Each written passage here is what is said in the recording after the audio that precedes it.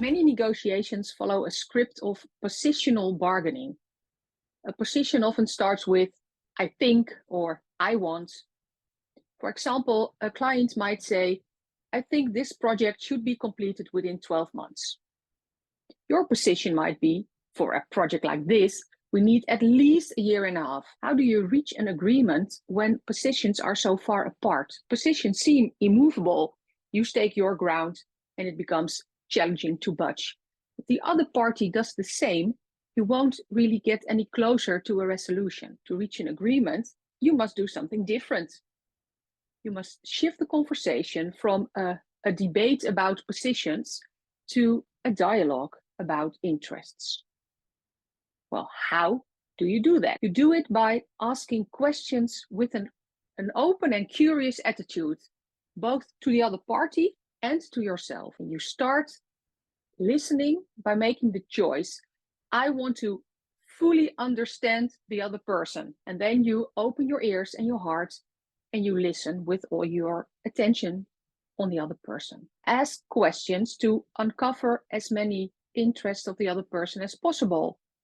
Explore. Ask, "What else is important to you? Tell me more." And beyond that. And then summarize what you've heard in your own words. So you can say, "If I understand correctly," or "We've discussed a lot. I'd like to summarize to ensure we're on the same page."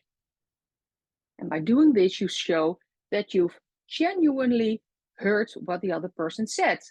And this is a crucial step because only when the other person knows that they've been heard, they can truly listen to you. Another advantage of this listening approach is that you gather information from the other person. And this is a crucial part of any negotiation. The more you know about the other person's interests and motivations, the greater the chance of a successful outcome for both parties. And now that you know more about the other person's situation, you may find it easier to understand their perspective. And remember, understanding doesn't mean you have to agree with everything they say. And next, you share what's important to you.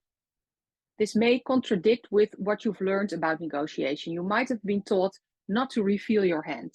And to some extent, that's true. You decide what you disclose.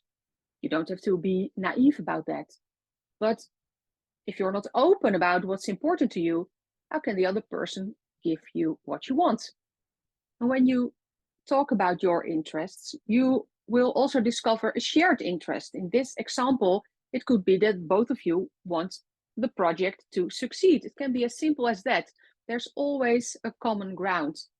And identifying the shared interest is precisely what you need when you negotiate. It immediately creates a connection. Ultimately, it's one of the two elements of a successful negotiation. You want to assertively pursue what you want, and you want to maintain a good relationship. So step 2 is make the conversation about interests, not positions.